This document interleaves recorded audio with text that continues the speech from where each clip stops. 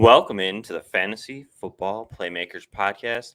I am your host, Jeremy Poplar, so you can find on Twitter at PopesFFH. Joined as always by my co-host, Ryan Mackey, who you can find on Twitter at Mackey_FFB. It is January 19th. Ryan, how are you on this wonderful winter day? I'm okay. My family, not so much. We were texting before the show. My daughter's got something going on. I'm pretty sure my fiance has COVID, so it's likely that my daughter probably has it too. She's only 5, so hopefully she doesn't. But uh, me personally, I'm doing just fine. I just got my booster shot today. Wasn't gonna get it. I really wasn't. I don't like putting limited tested objects into my body, but with how much we've had my kids have had to quarantine 6 times since school started in August. So there's a lot. And not because we've had COVID at all. We have not had COVID in the house once. They've all been close contacts with teachers or fellow students. So I've missed a lot of work, a lot of money missed out on. So work and the CDC came out and said that if you're 5 months past your initial vaccination, then you need a booster shot or else you have to quarantine, and that just missed more time, and I just can't do it. So got my booster shot today. My arm's a little sore already. That's why I was kind of wincing when the show first started. But other than that, I'm good, man. How are you? I'm doing, just getting through. Just overly joyed about a giant Bills win on Sunday. So, and nothing can. That wasn't even a win. That was a destruction. Very much a destruction. And I'm not gonna lie. As a Bills fan, I am very surprised by the outcome. I'm not surprised that we won. I'm just surprised at how we won. Going that stat that's been being thrown around, the first team ever to have basically a perfect game. No punts, no turnovers, no nothing until the final kneel downs of the game. That's just insane. Obviously, you can't expect that to happen again next week or this week against Kansas City, but that makes how both of those teams played this past weekend makes this week's game very very interesting. Yeah, for sure. Kansas City almost said, "Oh, hey, perfect game. Watch what we can do." And they put a shellac on Pittsburgh as well. Kind of was a thing. I was on Twitter too. I kind of posted it. Just in general, it was kind of a disappointment. I think a wild card weekend. Yeah. Not that the games weren't like good, but they kind of weren't. A lot of blowouts. There's only really 2 competitive games. The first one and the Dallas one, which we all know how that ended. So, hang on, I got to ask you about that. How do you feel about that game? Because number one, I'm very confused on the QB draw play. I get the surprise tactic, but why even risk that? By the sounds of it, it wasn't a risk. Apparently, they practice it every day. No, I'm saying if he were to keep running, say, an extra yard or two, even if the ref doesn't barrel into Dak Prescott, you're looking at maybe a second on the time clock or on the game clock if he runs an extra yard or so. Like, why? I think why take the game? Like, you think it was just simply they knew that they could get an X amount of yards and they just wanted to have a better shot at the end zone at the last play? Or yeah, I'm a firm believer that they probably had something. They probably had, like, we'll say 4 plays in their playbook for a 25 to 30 yard play. And as per, they probably have 1 play for 40 yard play. So I think their plan was, hey, Dak, why don't you go up, get us 10 yards, fall down with a couple seconds left, enough time to spike it, and then we'll get 1 play that we can actually have a designed play to an extent instead of just a Hail Mary to the end zone. Yeah. So I think that was their plan. However, it didn't go as well. Dak had some poor execution. He probably ran a little bit too far, / didn't give the ball to the official. There's just too many variables there that didn't go right for them. So And I don't hate the ideology behind it. I think that the problem was that it was just poorly executed on all sides of it. yeah, and I had heard that the official was like almost like a fill-in official. Like he works for he's like a day trader for some stock company, and he has to apply for every game that he officiates. Like he's not an actual official NFL referee. Like as a career, he has a separate job outside of that. So I wonder if that little bit of inexperience and just a little bit, because he was definitely dragging behind the play, and you see that from time to time where officials are dragging behind the play, but they're usually like directly behind the quarterback, and for whatever reason, whether it be the draw play, he was surprised by the draw play and just didn't take off early enough, or whatever the case may be. Maybe I'm not saying he is, but maybe he's a little bit out of shape and just couldn't get up there fast enough. I mean, he looked like he was out of shape. I don't know. That's a terrible way to lose a game, but they really didn't deserve to be in that position in the first place. So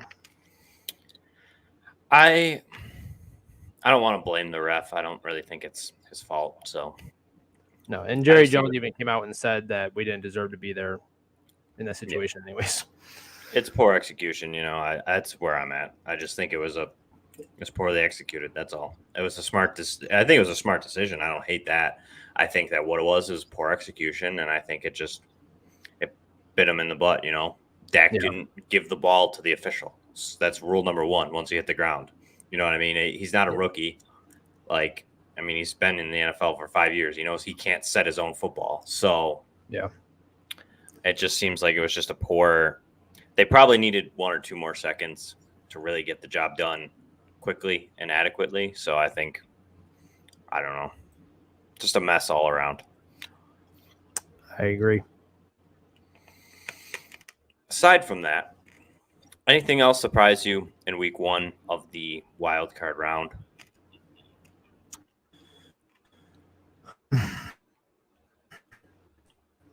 The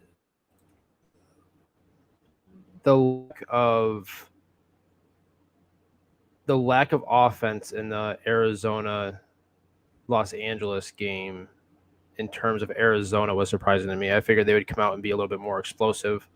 I figured that game would be a little bit higher scoring, but Kyler Murray looked like he was a little overwhelmed by the whole ordeal, which is odd because he's played big games before, especially at the college level. But I think that game was probably the most surprising for me. I picked San Fran to beat Dallas, so I wasn't really surprised by that. I did pick the Raiders to upset the Bengals because I thought their pressure would really bother Joe Burrow, but that offense doesn't really seem to be bothered by anything anymore. So they're going to be you mean Joe Cool? He is Joe Cool. Dude, man, have you seen the two pictures of him when he has 2 different poses for the teammates that he's taking a picture with? No, not that I know of. I may have seen him. I just don't remember. There's 2 separate pictures, and I think in the one he's with Jamar Chase and T. Higgins, and he's got a cigar in his mouth, and he's just kind of like kicked back, relaxing. He's just standing there with just swag all over the place for him. And then in another picture, he's with 2 other teammates, and I think he's standing with his arms crossed in front of him, almost like a soldier would when they're at rest. And It was kind of trending around Twitter a little bit that I saw. I just thought it was kind of funny that it's almost like he knows who he's around and what he's doing when it comes to being on the camera. So I just thought it was kind of funny. The kid's just, he's unreal. He's living his best life. So can't even be mad at him. I'm not mad at him. I think he's shown up. He's become everything that we thought that he was going to be as a Yep. number one pick, even aside from that horrific leg injury. Yeah. All right, Ryan. Speaking of Cincinnati and Sir Joe Cool, we have the divisional round this week, game 1, Cincinnati, Tennessee. Anything you're looking for in this game, fantasy-wise or just straight up football-wise? I mean, in that game alone, I'm just looking to see if the Bengals offense can keep rolling. I believe they play Tennessee, right? Yes. Yeah. Yeah, they play Tennessee. So obviously, King Henry is apparently on pace to return. He had a contact practice today and apparently made it through without any hiccups. Basically said the only thing that's different about his foot is now he has a plate in it, so he's officially part robot now. So very interesting to see if Tennessee can control the clock enough to keep that offense off the field. Probably even more interested to see how exactly Derrick Henry looks coming off of the injury, because I think that's going to play a big factor in how he is looked at moving forward. If he has a really rough game, I feel like people are going to be a little bit more hesitant on putting him in the top 5 for redraft running backs next year. But if he goes off again, then I mean he solidifies his spot into top 5 if it's not already solidified even with a bad outing. So those two things, if they can control the clock with Derrick Henry and if the offense of Cincinnati can keep clicking and rolling on all cylinders, then it'll be a good matchup and it'll be interesting to see how it plays out. I like that. I'm curious to see King Henry's involvement. Really, that's really what I'm looking at in this game. Also, just Joe Burrow again to see if he can repeat what he's been doing the last couple weeks / entire season, and see if they can keep that offense rolling and see if Cincinnati can pull the upset. I definitely think they have a good shot this week. I don't think Tennessee's as scary as many people make them out to be, especially without Derrick Henry, and I don't expect Derrick Henry to be 100%. You know what I mean? It sounds like he is. I know he's a freak athlete, and he just he heals like Cam Akers. Apparently, these superhero running backs, but I don't know. I just don't expect a ton out of him. I think we still see a lot of Deontay Foreman unless Henry really does step out there and they're like, "Dang, you're good. You're feeling good. Let's roll with it." But I'm excited. I definitely think of the games. I think this could be, I think the Bills are underdogs too. So I think this week we could see a lot of closer games, and I expect possibly 1 or 2 upsets this weekend just because of how close that these top teams are on both sides. And even at that, the late game in that on Saturday night is Green Bay and the 49ers. Yep. And fun fact I saw on Twitter today, Aaron Rodgers is 0-3 against the 49ers in the playoffs. So what would seem like a pretty much a slam dunk, thinking, oh, Green Bay's been running away with it. Green Bay's the better team, maybe, possibly. But you're going in with a hot hand if Jimmy Garoppolo can play. I don't know where he's at. I know he had some shoulder issues going on. Yep. What could that be? That could be a big upset there. The 49ers are playing good. They're playing hot. The defense looks good. Fred Warner's supposed to be okay from that injury that happened. I don't know if I've seen much on Bosa. I think that's okay. The biggest key. Yeah, I think he's being considered as a game time decision at this point. So that's the biggest key right there. If they get those two guys back, that makes that game a lot more competitive, in my opinion. Just because you saw against Dallas when those two guys both went out, Dallas was able to move the ball a little bit better, gain some yardage. The pressure wasn't there as well.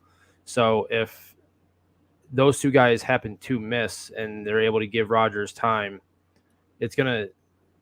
He's one of the best quarterbacks in the league. Probably gonna win MVP. I mean, he's if you give him time, he's going to burn you. So if those two guys play, I like the 49ers' chances just because they can run the ball, they can control the clock. Deebo Samuel obviously has been great.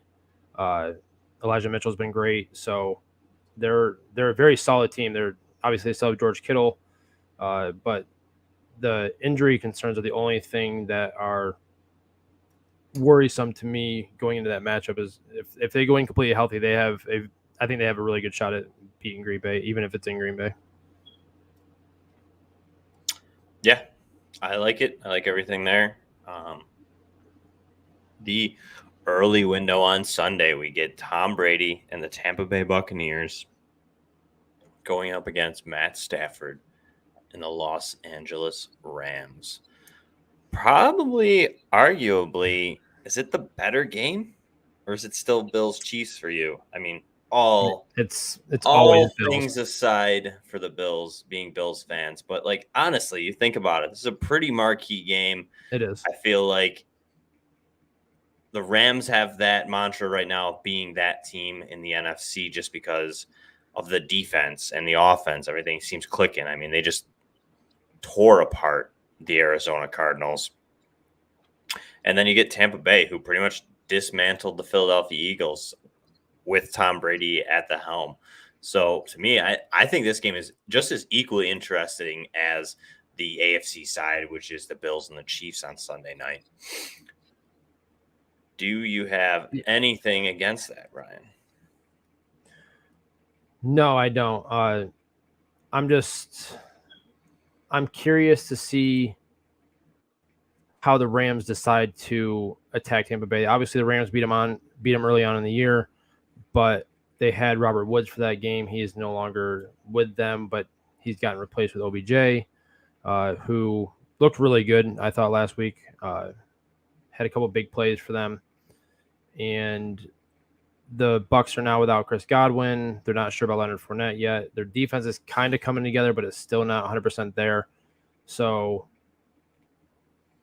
I mean, if you think about it, you have a team that you're playing a team that you already beat early in the year. Talking about Los Angeles here, so it's interesting to it'll be interesting to see if they go and look and see anything that they can exploit from last time, or if they strictly focus on what they did well last time they played and see if they try to just repeat that, as opposed to Tampa, who's looking at what beat them last time and how they can stop it. And if the Rams do decide to use the same strategy, it might be a different outcome because Tampa knows how to attack it. But having Cam Akers back, having a fresh Cam Akers, might definitely change their approach. They might actually try to run at Tampa to try to keep Tom Brady off the field, because we all know if Brady has the ball in the playoffs, there's never a guarantee that he's not going to put points on the board. So I feel like you're going to try to keep him off the field as much as possible. I don't think they want to make it a shootout game, to be honest with you. So I'm curious to see how exactly they approach the game plan there offensively for Los Angeles. I agree. I think Cam Akers definitely brings a different dynamic to that offense. I mean, watching him on Monday night was just crazy to sit there and think that he just tore his Achilles less than a year ago. Definitely crazy. I think the Ram offense just got a little bit more explosive and even harder to defend. OBJ looked pretty good in that game. Cooper Kupp is just Cooper Kupp and how he's been this year. Matt Stafford looked good, but Matt Stafford's proven that he can be rattled this season. And I think if there is any team, that Tampa Bay front seven should be able to get that job done. So I'm definitely excited for that game. Yeah. The one game I'm not excited for is Bills Chiefs. Because no one likes either of those teams. No. You're not excited? You're not excited? Bills Chiefs, Sunday, 6:30, cleared the schedule. The impromptu AFC Championship game, it's been kind of dubbed already, which is kind of a slight on the number one seeded Tennessee Titans. But I get the hype. I get it.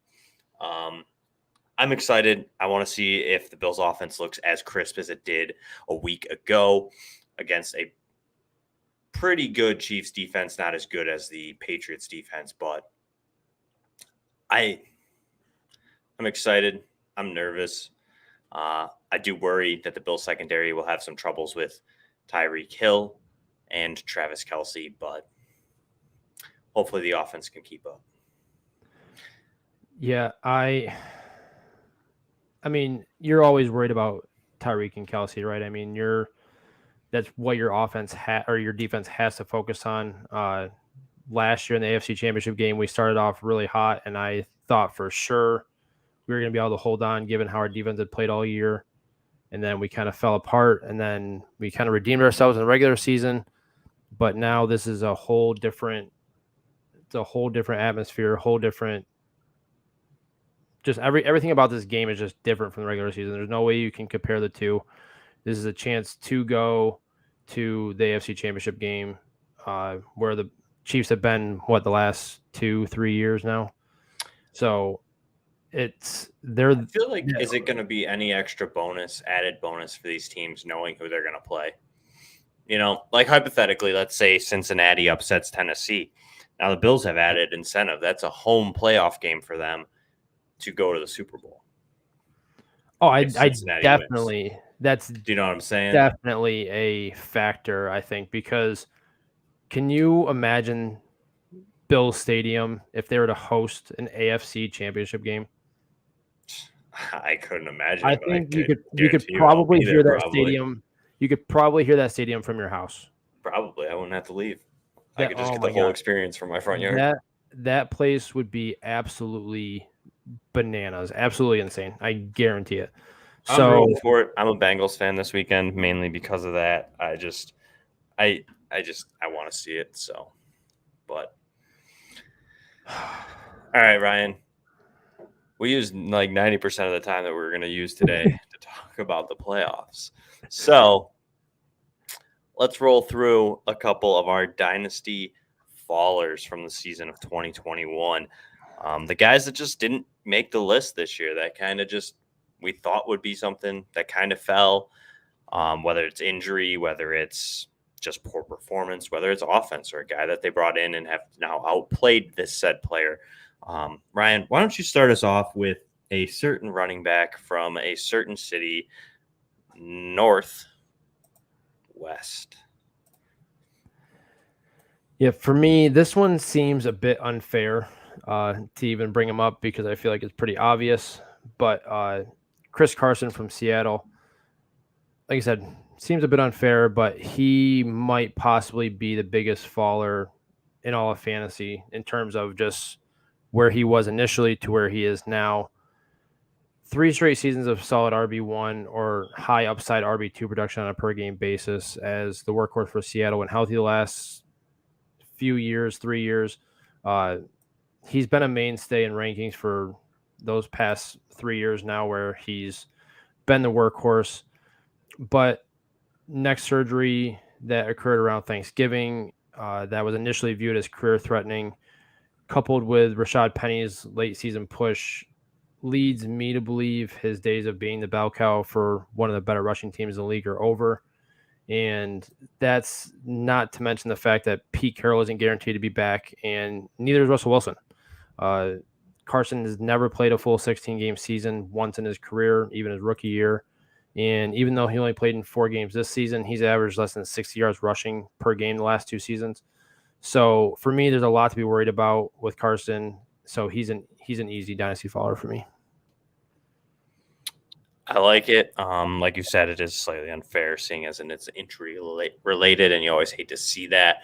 But I believe it. I thought this was a 1-year run for Chris Carson this season. I was all over him in any type of redraft format because of that. I thought they were going to ride him into the ground. Yep. So I'm all in on that. So I like that. Since you're handling the running back position, I'm going to handle the wide receiver position. Okay. I'm going to go with a guy that's actually pretty young, but he was an off-season overhype, and he disappointed. And now most likely will be irrelevant depending on a said person's return. Marquez Callaway, New Orleans Saints. a guy that we kind of talked up. We thought, hey, Michael Thomas ain't going to be there. Someone's got to catch the ball. Is it going to be him? Is it going to be Traquan Smith? The answer was it's neither. So ultimately, PPR leagues, he did give you a couple weeks of some viability. However, he hit you with two 2-point games right off the bat. So most likely you were unable to trust him all season. He only gave you 1, 2, 3, 4, 5, 6 double-digit weeks. 1 over 20 points. And he only had 46 receptions, 698 yards. And the argument could be that, hey, he didn't have Jameis Winston for part of the season. Well, the problem is some of his worst games were with Jameis Winston. So for me, I think the hope that Marquez Callaway would become much anything more than a wide receiver 4 is pretty much dead in the water at this point. And for me, if there's someone who's still holding on for Marquez Callaway, I'm willing to move him. It's rookie draft season here in a lot of dynasty leagues. I'd definitely send him for like a 3rd round pick. I would just kind of just cut my ties with Marquez Callaway and just let him be someone else's problem. He's just too unpredictable to start for me. He's just kind of seems like a roster clogger at this point, especially if Michael Thomas does return to the Saints. And even if he does, I'm curious to see what the Saints do in the offseason and what the quarterback position is. Who's their quarterback? How's that team going to look? So for me, I'm just willing to wipe my hands of Marquez Callaway at this point. Yeah, I got to agree with you there. I'm not quite sure how much his dynasty value really rose in terms of like ADP or anything like that after the preseason that he had. But pretty high. Probably. I mean, it's tough because of the ADP at that point. You're not really looking at it, probably, because most of the drafts are done. But, I mean, his value early in the season, if you were looking to trade for him, was pretty high. Yeah. So, for me, I'm kind of going off of that. Yeah, no, I get that. I agree with you with him being a faller. He probably is a roster clogger at this point. And after the preseason that he did have, I mean, his value did skyrocket to the point where, I mean, I traded him for in what ended up being a really early 2nd at the beginning of the year. I was never really a firm believer in that because I wasn't sure what exactly that Saints offense would look like. I figured they would run a lot through Alvin Kamara still.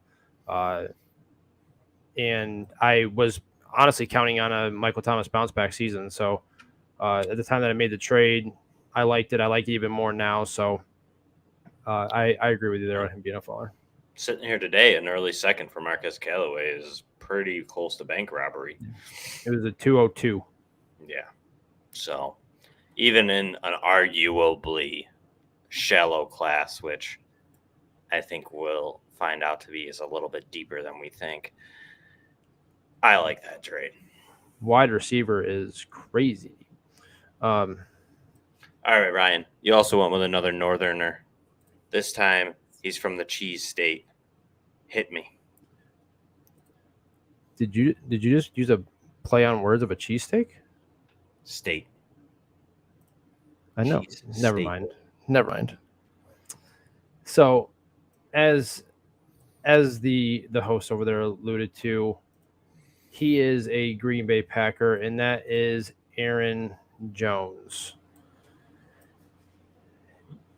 In 7 games without Aaron Rodgers, Jones has only seen 45 attempts, ran for 239 yards and 2 touchdowns with only 13 targets in those 7 games.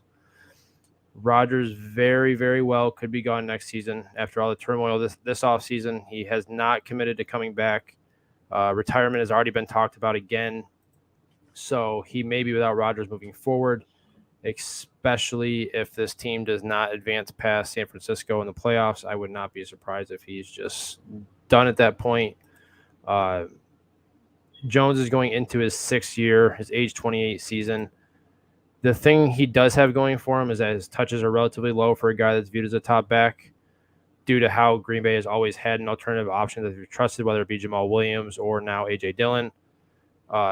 His highest touch total so far for his career is 285. So he may not hit the wall or fall off a cliff like most backs do around this age, like immediately, But this season, he was 17th in yards per touch, 19th in true yards per carry, and 13th in fantasy points per opportunity, according to Player Profiler.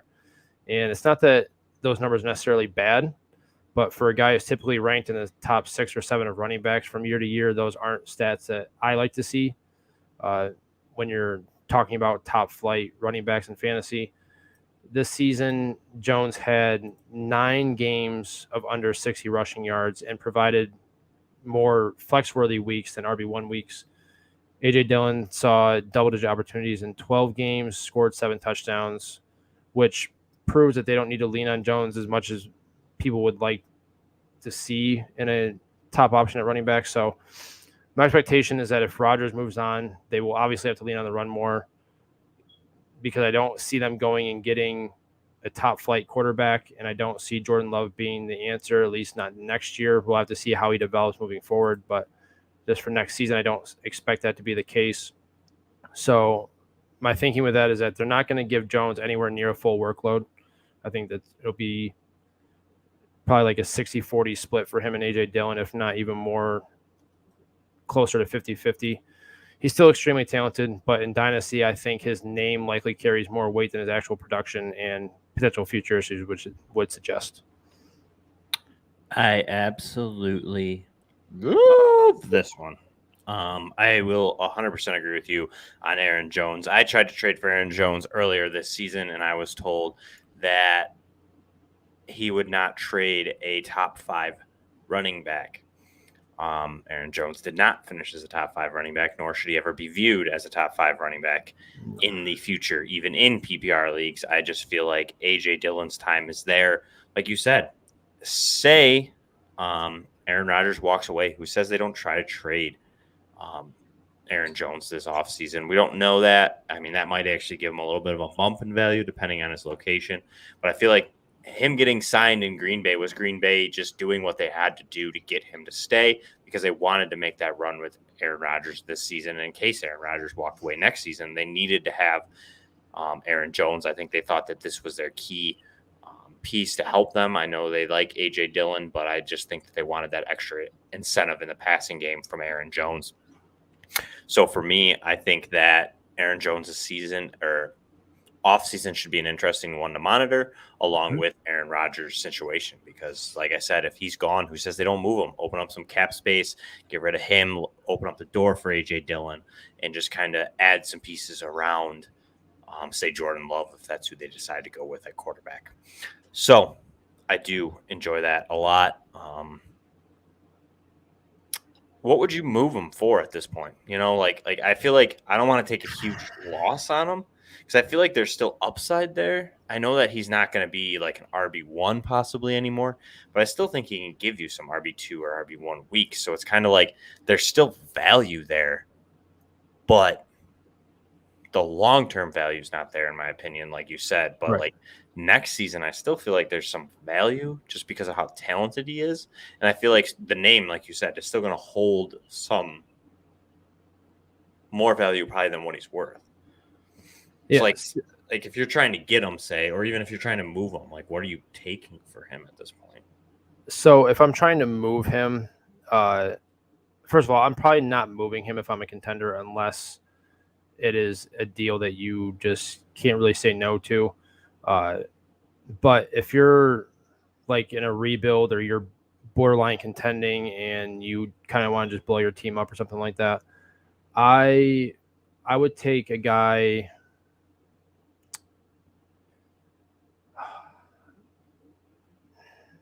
See, I would take, like, if I'm in a full rebuild, I would take a guy like Michael Carter in a second, like an early second, 23 second for him. Like if I'm in a full blown rebuild, knowing that I'm not going to compete for next year, you get a young guy in Michael Carter who is on a team that is with a brand new coaching staff and a rookie quarterback that very well could develop into a better player than he already is. So you're kind of hedging on the fact that if you believe in a guy like Michael Carter, I'm just using him as an example, but you get a guy that you think has upside 2 years from now, and you get a second-round pick in a class that has been pegged as one of the best classes that we've seen in recent years. So I feel like a move like that would in the league would be like, that's terrible.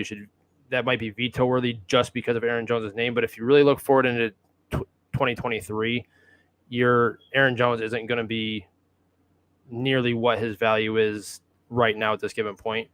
So, like I said, if you're in a full-blown rebuild, that's the type of move that we want to make a rookie or second-year running back that you feel like has really high upside. You're not going to get Javonte Williams for him or anything like that. Like, I'm not going to get Najee. You're not going to get anybody like that.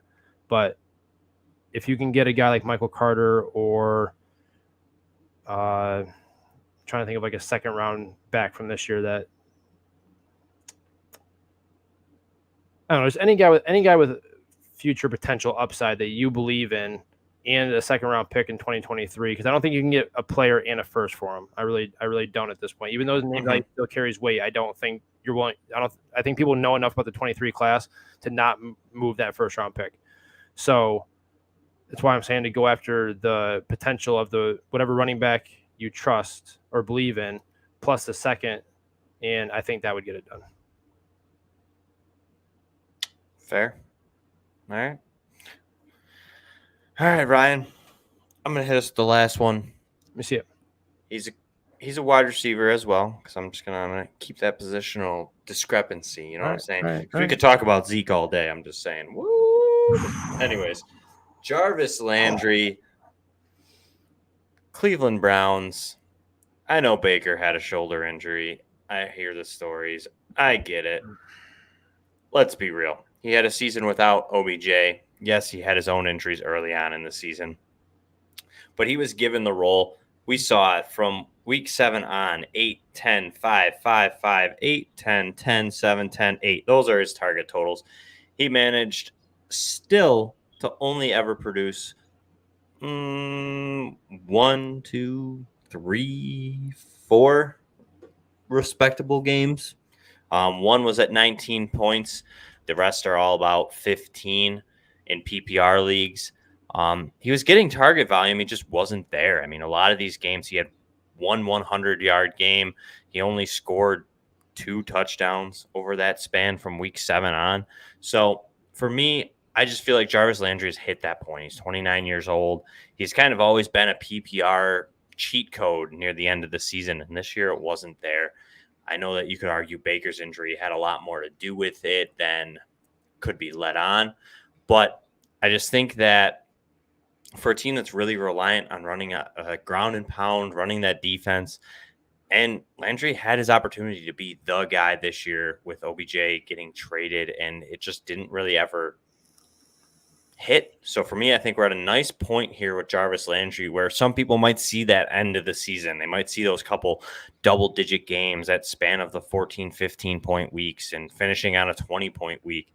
And you might be able to move Jarvis Landry right now for a price that makes sense. Like a younger guy, possibly like a Nico Collins, possibly Elijah Moore. I know Elijah Moore is going to carry a lot of weight more than Jarvis Landry, but you might have to package something. But Landry's going to carry enough of a name to get somebody in that tier with, like, actually a better choice than Elijah Moore is probably Rashad Bateman, who didn't have that huge of a year. Probably. But you're going to be kind of around that same range. I mean, there might be some added pieces that you need to add in there, work it both ways, maybe add another player, get another guy from someone else.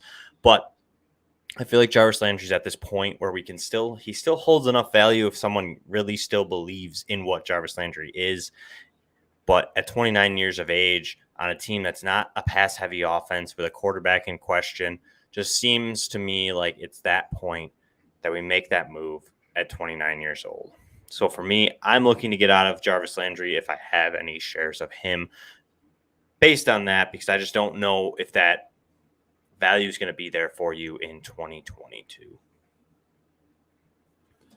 So I was just curious as to what his contract looks like. So I decided to look it up, and he carries a $16.5 million cap hit going into next season. And His dead cap, if they were to release him, is only $1.5 million. Would you be surprised if they were to cut him, given his age, given the upside that DPJ has shown, and decide to basically just rework their wide receiver core and let him walk, and he goes into free agency and signs with just a more high-powered offense? Would that change your mind any, or do you think he's just, with the fact that he's approaching age 30, do you think he would still be a sell? Because there's a lot his of value would obviously rise if he were to go to one of the obvious teams. There's a lot to be said about situation for a 29-year-old football player. I think he would be more valuable. He would be more on that Cole Beasley side if we compare it to the Bills than Emmanuel Sanders was of an ad. I think that if you added him to a higher powered offense, there's definitely value there and startability because he's proven that. I'm leaning towards the inconsistency that they might not let him walk. I get the cap hits there. I understand that, and they could save a lot of money. But in honesty, who do they have? I mean, yeah, Peoples-Jones looked good for a little bit, but like he's not ready to be the guy in Cleveland. And I feel like Cleveland's at that point of it's a win now for Cleveland. They're in that window. They're not in a rebuild. They are in that point of like it's now or never, in essence, for Kevin Stefanski. I mean, Nick Chubb's not getting any younger. Kareem Hunt's not getting any younger. The defensive side of the ball, Myles Garrett isn't getting any younger. I mean, I know they have some better younger pieces on that defense, but it's still kind of a shorter win now period. And I don't know if they're going to be really ready to let Landry walk. I mean, they could draft a wide receiver and maybe that changes their mind, but I feel like I would be more surprised and interested to see what Austin Hooper's contract looks like. I could see them getting rid of him to save money more than they would Jarvis Landry. Well, I think Hooper is still signed. I think he signed like a 4-year deal. Yeah, but I'm just curious if there's some dead cap in there that could be a way to free up cap space if they wanted. And they might restructure Landry's contract. I mean, maybe Landry does want to leave. Maybe he leaves. It won't restructure and force them to cut him. But, I mean, there definitely would be a rise. Do you know what I mean? To answer your question, ultimately, if he landed on, say, Green Bay, but I just don't know what he would want in the free agent market. But if he landed in, say, Green Bay, Seattle, I mean, somewhere that's going to throw the ball a lot. I mean, Buffalo could be an option. You got two guys that are possibly leaving in the offseason. I mean, it's tough because you're looking at cap space and teams and what's really a better situation. You know, a lot of teams that have cap space. I mean, if he ends up in New England, New England could be a real nice spot for him, especially with Mac Jones and that PPR. I mean, they have Jacoby Myers, so it'd kind of kill him. But, like, maybe.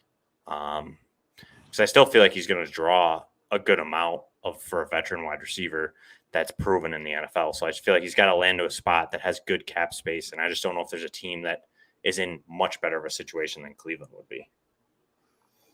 Yeah, that's why I'm saying if they released him, he'd be able to sign like a 1 year, 2 year, couple $1 million a year deal. And to answer your question about Austin Hooper, he's definitely not going anywhere. He holds like an $11 million cap hit if they release him this year. So, yeah, I don't know exactly what it looked like. I believe it's Njoku who is up for free agency this year. And then they still have Harrison Bryant as well, who a lot of people liked in the dynasty space. So, I don't know. I'm just curious to see what they do because, like you said, their team isn't getting younger. They're probably pretty unsure on if Baker Mayfield can lead them to a title. So I'm very curious to see where the Browns go this offseason with their wide receiver core because the wide receiver core is pretty deep. They already have a solid offensive line. They already have a solid defense. So they might target a wide receiver in the draft, a bigger bodied wide receiver to take the place of the wide receiver one position over Jarvis, who is mainly plays slot, like primarily plays slot. So I'm trying to think of who somebody might be later on in the draft, like David Bell, who's a big body wide receiver. I'm not sure if he will be Treylon Burks will be there. later on in the draft, second or third round. Possibly. The NFL doesn't really like Treylon Burks right now. I saw we're gonna get off topic for a second, but I saw that like PFF has him as like the 4th or 5th wide receiver. Yeah, and I mean I see people. He wasn't in Mel Kiper's top one, or he wasn't even in Mel Kiper's first round draft right now. He's like Twitter's universal wide receiver one, and you look at mock drafts and you look at places like PFF, and they don't even have him in the top 5 of the class for wide receivers, which is kind of odd. It's kind of weird to not see that lineup. Yeah, PFF is just, I don't ask me.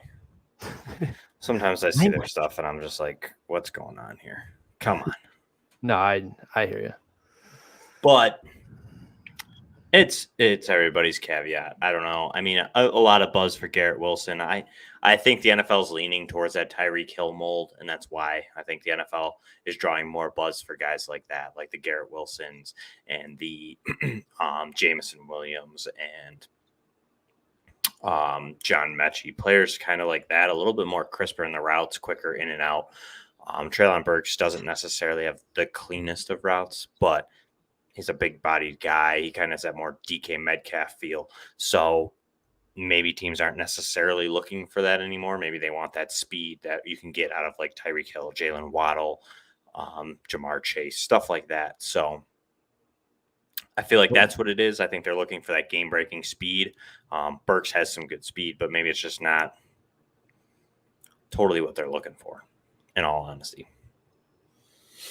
Yeah, I don't know. It'll all change in 4 months before the draft anyway, so it doesn't really matter. Yeah, I mean, a week and 4 ahead of the draft, we'll know. So, yeah, Sky Moore will be wide receiver 1 before the draft. He's getting up there. A lot of people like him. He's creating some buzz. Gonna have an article about him here soon. Doubt it. Anyways, Ryan. Oh, what the? You already hinted at it, but why don't you let everybody know, for everybody listening, where they can find you, what you have coming out.